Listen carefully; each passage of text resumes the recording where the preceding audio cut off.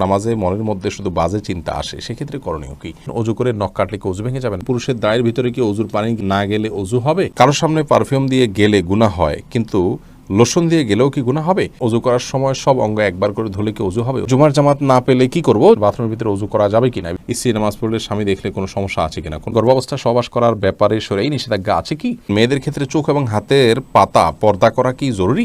কোরআনে কারিমে অর্থ না বুঝে শুদ্ধভাবে তেলাওয়াত করলে কি সওয়াব হবে? নামাজ পড়ার সময় সব সময় মনে হয় অজু নাই, এই মুহূর্তে আমি কি করব? জানাজার পর লাশের মুখ দেখার ক্ষেত্রে ইসলামী শরিয়ার কোনো নিষেধ আছে? দুঃস্বপ্ন দেখে ভয় পেলে করণীয় কি? কোরআনে কারিমে অর্থ না বুঝে শুদ্ধভাবে তেলাওয়াত করলে কি সওয়াব হবে? ঘরের তাক বা র‍্যাক থেকে কোরআন শরীফ নিচে পড়ে যাওয়া কি কোনো খারাপ আলামত? নামাজের মধ্যে মেয়েদের পর্দা কতটুকু? 80 বছর বয়স হয়ে গেলে নাকি তার গুনাহ আর লেখা হয় না, এ বিষয়ে জানতে চাই। মসজিদে জামাত ছুটে গেলে স্বামী স্ত্রী মিলে জামাত করা যাবে কিনা? রুবেল আহমেদ জানতে চেয়েছেন, স্ত্রী নামাজ পড়লে স্বামী দেখলে কোনো সমস্যা আছে কিনা? কোনো অসুবিধা নেই, স্বামী বা মাহরামরা যদি দেখেন সালাত আদায় করছেন এই অবস্থা, কোনো অসুবিধা নেই। আব্দুর রাজাক জানতে চেয়েছেন, ঘরের তাক বা র‍্যাক থেকে কোরআন শরীফ নিচে পড়ে যাওয়া কি কোনো খারাপ আলামত? ঘরের তাক বা র‍্যাক থেকে যদি নিচে কোরআনে কারিম পড়ে যায়, তাহলে সেটা অসতর্কতাবশত পড়ে গেছে, এটার কারণে কোনো খারাপ ইঙ্গিত পাওয়া যাচ্ছে, আমার কপালে সব দুঃখ আছে, এরকম কোনো কিছু মনে করার কোনো কারণ নেই। কারণ কোরআন হাদিস থেকে এরকম কোনো নির্দেশনা পাওয়া যায় না। এটি আমাদের সমাজের মানুষের একান্তই ধারণা। এবং আব্দুল্লাহ জানতেছেন, কোরআনে কারিমে অর্থ না বুঝে শুদ্ধভাবে তেলাওয়াত করলে কি সওয়াব হবে? অর্থ না বুঝে যদি শুদ্ধভাবে তেলাওয়াত করেন তাহলেও সওয়াব হবে। কারণ হলো অর্থ বোঝা এটাকে নবী সাল্লাল্লাহু আলাইহি ওয়াসাল্লাম শর্ত হিসাবে আরোপ করেননি। বিশেষ করে কোরআনে কারিমের তেলাওয়াতের যে সওয়াবের কথা বলা হচ্ছে প্রত্যেক অক্ষরের বিনিময়ে 10 নাকি, এখানে অর্থ বোঝাটাকে শর্ত করা হয়নি। তবে অর্থ বোঝাটার ভিন্ন গুরুত্ব আছে। কোরআন আল্লাহর কালাম বুঝে পড়াটা প্রত্যেক ইমানদারের জন্য, বিশেষ করে বোঝাটা জানাটা, আল্লাহ কি বলেছেন এটা জানার চেষ্টা করা প্রত্যেক ইমানদারের জন্য কর্তব্য। সেই চেষ্টা সবারই থাকা উচিত। এমনি মিজানুর রহমান জানতে চেয়েছেন, 80 বছর বয়স হয়ে গেলে নাকি তার গুনাহ আর লেখা হয় না, এ বিষয়ে জানতে চাই। 80 বছর বয়স হলে গুনাহ লেখা হয় না, এটি সম্পূর্ণ মন গড়া কথা। কোরআন হাদিসে এরকম কোনো কথা বলা নেই, বরং মৃত্যুর আগ পর্যন্তই আল্লাহর ইবাদত করতে হবে। আল্লাহ বলেছেন, ওয়াবুদ রাব্বাকা হাত্তা ইয়াতিকাল ইয়াকিন, মৃত্যু আসার আগ পর্যন্ত তুমি তোমার রবের ইবাদত করতে থাকো। অতএব বয়স 80 না 70 এটা দেখার বিষয় না। হ্যাঁ, যদি কেউ শারীরিকভাবে অক্ষম হয়ে যান কোনো ইবাদত করতে, তখন সেটি তার জন্য আর প্রযোজ্য থাকে না, সেটি আরেক বিষয়। মারুফুল হক আপনি জানতে চেয়েছেন, মেয়েদের ক্ষেত্রে চোখ এবং হাতের পাতা পর্দা করা কি জরুরি? আপনি সাধারণ অবস্থার কথা যদি বলেন, তাহলে সেক্ষেত্রে আমরা বলবো এটি আবশ্যক নয়, জরুরি নয়। হাতের পাতা এবং পায়ের পাতা ঢাকা এটি হলো মূল ফতোয়া। কিন্তু মুতাআখিরুন উলামা ইকরাম বলেছেন, এবং বর্তমান যুগে উলামা ইকরাম সারা বিশ্বে বলে থাকেন যে, যেহেতু ফিতনা সংকটের একটি সময় চলছে, মেয়েদের হাতের পাতা কিংবা পায়ের পাতা দেখেও তাদেরকে নিয়ে বাজে চিন্তা করা এটি একটা কমন বিষয়, সাধারণ বিষয়, এমন না যে কদাচিৎ। তো সেজন্য নিজের ব্যক্তিত্ববোধের জায়গা থেকে এগুলোকেও ঢেকে ঢুকে রাখাটাই হলো নিরাপদ। আর সালাতের মধ্যে এগুলো ঢেকে রাখা আবশ্যক নয়, বিশেষ করে হাতের কবজি থেকে নিয়ে উপরের অংশ পাতা যেটাকে বলি আমরা, এটা ঢেকে রাখা সালাতের মধ্যে আবশ্যক নয়। শফিক বিন ফিরোজ জানতে চেয়েছেন, জানাজার পর লাশের মুখ দেখার ক্ষেত্রে ইসলামী শরিয়ার কোনো নিষেধ আছে? পুরুষরা পুরুষদেরকে, নারীদেরকে দেখতে পারেন, এক্ষেত্রে কোনো নিষেধাজ্ঞা নেই। হাসিনা ফাহমিদা জানতে চেয়েছেন, নামাজ পড়ার সময় সব সময় মনে হয় অজু নাই, এই মুহূর্তে আমি কি করব? এটি এক ধরনের ওয়াসওয়াসাকে বা সূচিবায়ুকে খুব বেশি আমলে নেওয়া যাবে না, বরং আপনি অজু করেছেন, এরপর ওয়াসওয়াসা আসলে বুঝবেন এটা শয়তান করাচ্ছে, আপনি আপনার সালাতে কন্টিনিউ করে যাবেন। এমনি আরশাদ জানতেছেন, গর্ভাবস্থায় সহবাস করার ব্যাপারে শরীয়তে নিষেধাজ্ঞা আছে কি? গর্ভাবস্থায় সহবাস করা যাবে না এমন কোনো কথা শরীয়তে নেই। তবে গর্ভাবস্থায় সহবাস করলে যদি স্ত্রীর কোনো ক্ষতি হয় বা ক্ষতি হওয়ার বিষয়টি জোরালো থাকে, তাহলে সেক্ষেত্রে সেটি ভিন্ন বিষয় হতে পারে। মাহফুজা ইসলাম আপনি জানতে চেয়েছেন, কারোর সামনে পারফিউম দিয়ে গেলে গুনাহ হয়, কিন্তু লোশন দিয়ে গেলেও কি গুনাহ হবে? খুবই গুরুত্বপূর্ণ প্রশ্ন বোন।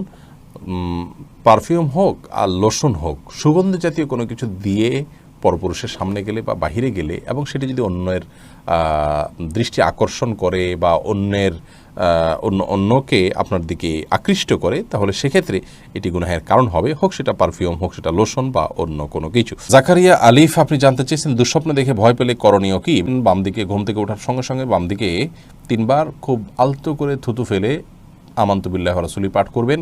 এর পাশাপাশি সম্ভব হলে এক কাত হয়ে শোয়া থাকলে অন্য কাতে শোবেন এবং উঠে সালাত আদায় করবেন যদি সুযোগ থাকে।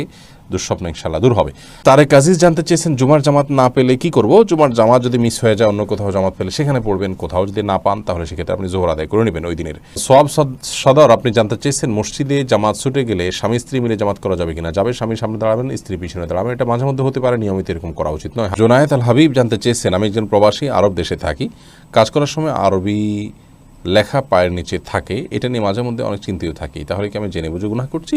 এ বিষয়ে আমাদের একটা ভিডিও ক্লিপ আমাদের পেজ এবং চ্যানেলে আছে, আপনারা দেখে নিতে পারেন। আরবি লেখা থাকলেই যে সেটাকে সম্মান করতে হবে এমন কোনো বাধ্যবাধকতা নেই, কারণ আরবিতে কোনো খারাপ কিছু লেখা থাকতে পারে, আরবিতে হারাম কোনো কিছু লেখা থাকতে পারে। আরবি একটি ভাষা, অন্য 10টি ভাষার মতো সন্দেহাতীতভাবে কোরআনের ভাষা হওয়ার কারণে সেটির মর্যাদা বেশি, নবী করিম সাল্লাল্লাহু আলাইহি ওয়াসাল্লামের ভাষা হওয়ার কারণে সেটির বিশেষ মর্যাদা আছে। বেশি বলতে এই না যে অন্য ভাষায় যাই লেখা হোক না কেন আরবি ভাষায় লেখা হলে এটা মর্যাদা বেশি হবে না, কী লেখা হচ্ছে এটা হলো মূল বিষয়, কোন ভাষায় লেখা হচ্ছে এটা মূল বিষয় নয়।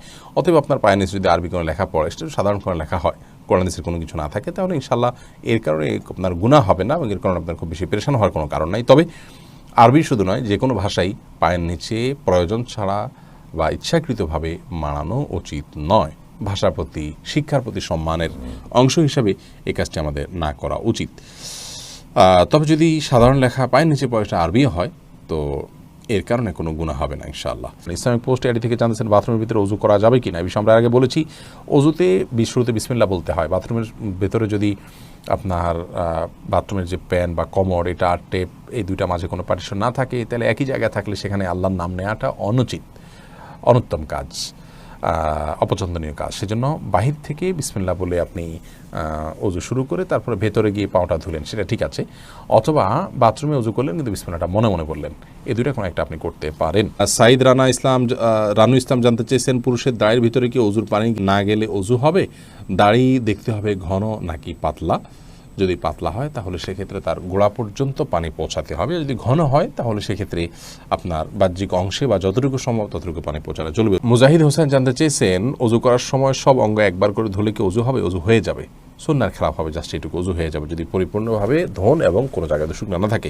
নামাজের মধ্যে মেয়েদের পর্দা কতটুকু জানতে চেয়েছেন আব্দুস শাকুর। নামাজের মধ্যে মেয়েরা পরিপূর্ণ শরীর ঢেকে রাখবেন। আল মারআতু আওরাতুন, নবী সাল্লাল্লাহু আলাইহি ওয়াসাল্লাম বলেছেন নারীরা পরিপূর্ণই সতর এবং তাদের পুরো শরীরই সতরের অন্তর্ভুক্ত, সেজন্য যথাসম্ভব পুরো শরীরকে ঢেকে রাখার চেষ্টা করতে হবে। বদির আলম আপনি জানতে চেয়েছেন ওযু করে নখ কাটলে কি ওযু ভেঙে যাবে? না, ওযু ভাঙবে না। সাজেদুল হক রিয়া জানতে চেয়েছেন তাকবীরে তাহরিমা বাঁধার পর নামাজে মনের মধ্যে শুধু বাজে চিন্তা আসে, সেক্ষেত্রে করণীয় কি? দেখুন, তাকবীরে তাহরিমা বাঁধার পর শয়তান তার ডিউটি শুরু করে দেয়, এই জন্য আপনার মনের ভিতরে বাজে চিন্তা আসে। অন্য সময় তো বাজে চিন্তা এত বেশি আসে না, এই সময় যত বেশি আসে এটি প্রমাণ বহন করে যে আপনি আল্লাহর নৈকট্য অর্জন করতে যাচ্ছেন এবং আল্লাহর নৈকট্য অর্জন করার কারণে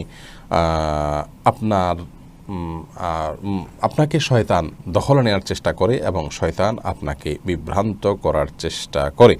এই জন্য সেখান থেকে বেঁচে থাকার জন্য আপনার আপ্রাণ চেষ্টা থাকতে হবে। আল্লাহ তাআলা তৌফিক দান করুন। আর নামাজে মনোযোগ ধরে রাখার জন্য অনেকগুলো পরামর্শ আছে, ইনশাআল্লাহ ভিডিও আমরা এই বিষয়ে বিস্তারিত একটা ক্লিপ আমরা আপনাদেরকে জানাবো, আল্লাহ যদি তৌফিক দান করেন।